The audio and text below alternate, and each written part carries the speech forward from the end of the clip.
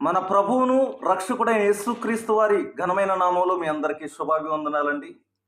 మనందరి పాపంలో కొరకు కలవరి శిలువలో ప్రాణమును పెట్టి తన రక్తాన్ని చిందించి సమాధి చేయబడి 3వ దినమున మన ప్రభు తిరిగి లేచారండి పునరుద్ధానుడిగా. అపోస్తుల కార్యాలు 1వ అధ్యాయం 3వ వచనంలో ఆయన వాక్యం ఇలా సెలవిస్తుంది.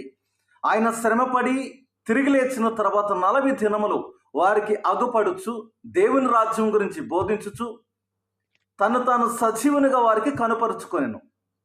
లోకసువార్త 24:51 ఇలాగ ఉంది. ఆయన వారిని ఆశీర్వదించుచుండగా ఆయన పరలోకమునకు ఆరోహణమాయెను. మన ప్రభువు ఆయన సమాధి చేయబడిన స్థలము ఈ రోజుకి ఖాళీగానే ఉందండి. ప్రపంచంలో ఒకే ఒక సమాధి తెరబడి ఉంది. The open tomb in the world that is belongs to our Lord Jesus Christ. ఆయన సజీవుడు, ఆయన మృతులోంచి తిరిగి లేచాడు. ఇది సత్యము.